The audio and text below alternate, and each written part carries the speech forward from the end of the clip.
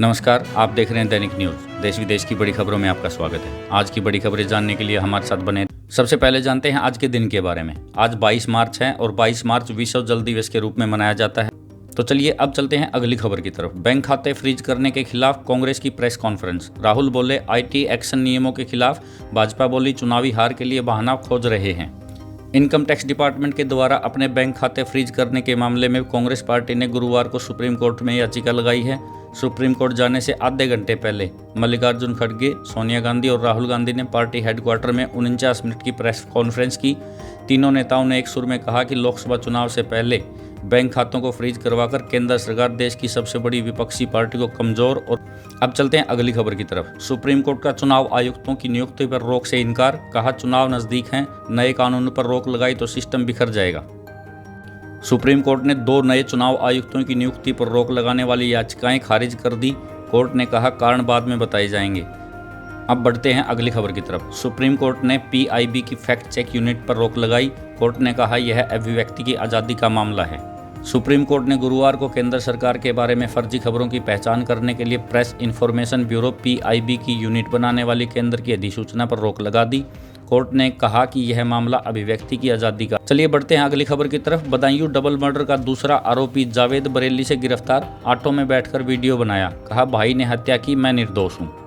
Badaun double murder case में 2 दिनों से फरार चल रहे आरोपी जावेद को पुलिस ने बरेली से अरेस्ट कर लिया है। वह बरेली से पीलीभीत के रास्ते नेपाल भागने की फिराक में था। उसका एक वीडियो भी सामने आया है।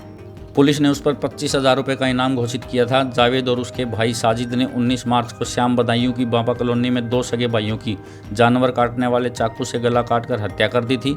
बच्चों की उम्र 13 और 6 साल थी।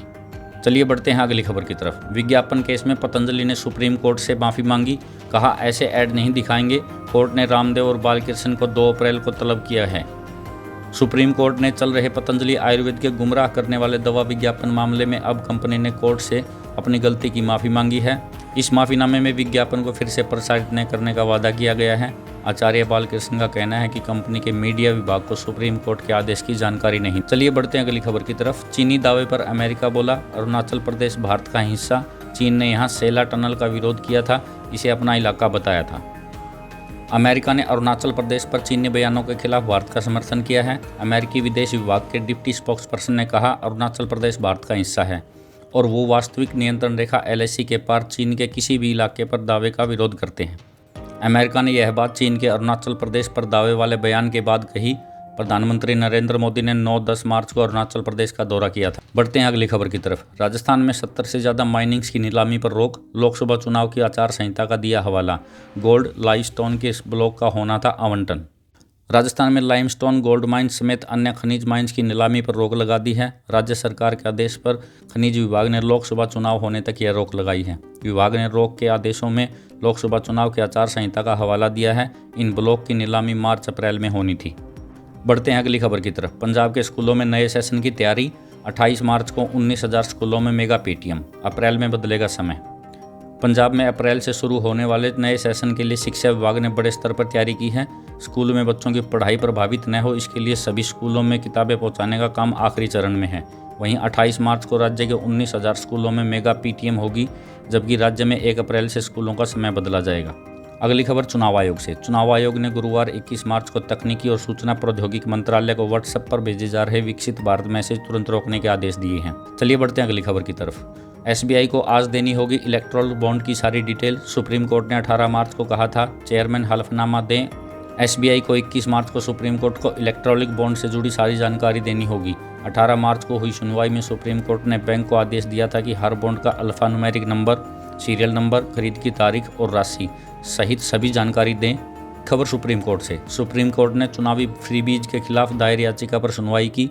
मांग लुभाने वाले वादों पर प्रतिबंध लगे, इनसे संविधान का उल्लंघन होता है। बढ़ते हैं अगली खबर की तरफ। केंद्र बोला रोहिंग्या रेफ्यूजियों को देश में रुकने नहीं दे सकते। सुप्रीम कोर्ट में दलील दी, भारतीय नागरिकों को प्राथमिकता देने की जरूरत है। केंद्र सरकार ने सुप्रीम कोर्ट से कहा कि अवैध तरीके से भारत में दाखिल हुए रोहिंग्या रेफ्यूजियों को अगर यहाँ रुकने दिया गया तो राष्ट्रीय सुरक्षा के लिए खतरनाक परिणाम हो सकते हैं।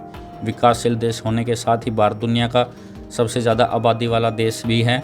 ऐसे में हमें नागरिकों को प्राथमिकता देने की जरूरत। अब अगली खबर।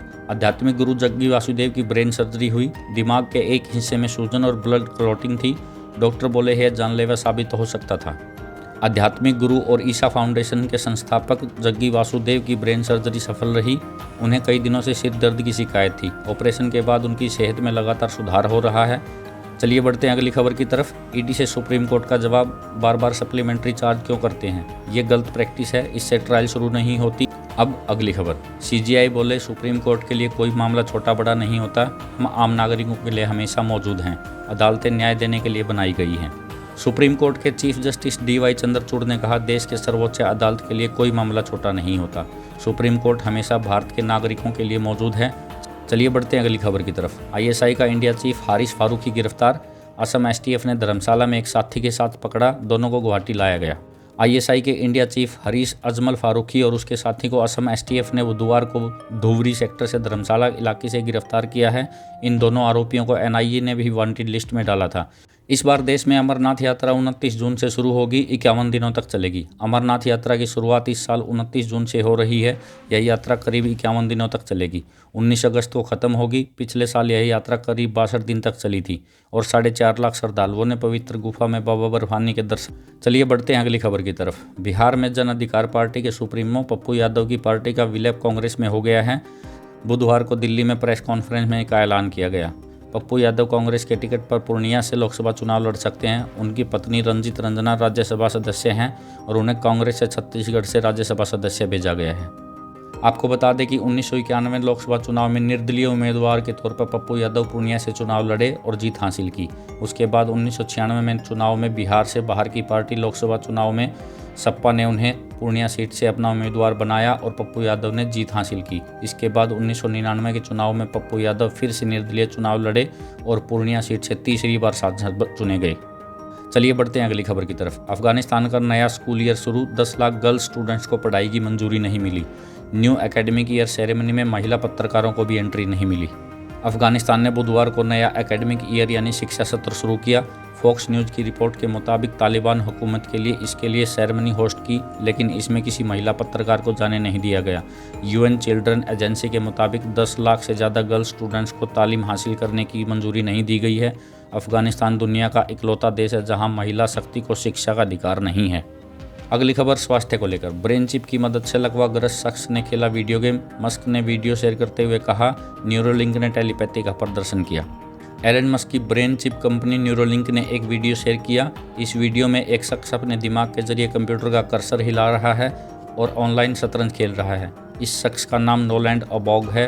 अबॉग को एक एक्सीडेंट में कंधों के नीचे का लकवा मार गया था और इसी साल जनवरी में इसके दिमाग में न्यूरोलिंक चिप इम्प्लीमेंट की गई थी।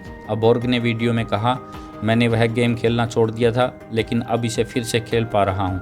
मस्क ने ये वीडियो शेयर करते हुए लिखा, न्यूरोलिंक ने टेलीपैथी का प्रदर्शन किया है। ये थे आज के मुख्य समाचार। अगर आपको ये वीडियो पसंद आई तो आप इस वीडियो को लाइक करें, अपने दोस्तों के साथ शेयर करें और साथ ही हमारे चैनल को सब्सक्राइब करके कमेंट बॉक्स में ये लिख करके बताएं कि आप ये वीडियो कहाँ से देख रहे हैं, ताकि हम आपके क्षेत्र की भी न्यूज़ आप तक पहुँचाते रहें। तब तक के लिए धन्यवाद, नमस्कार।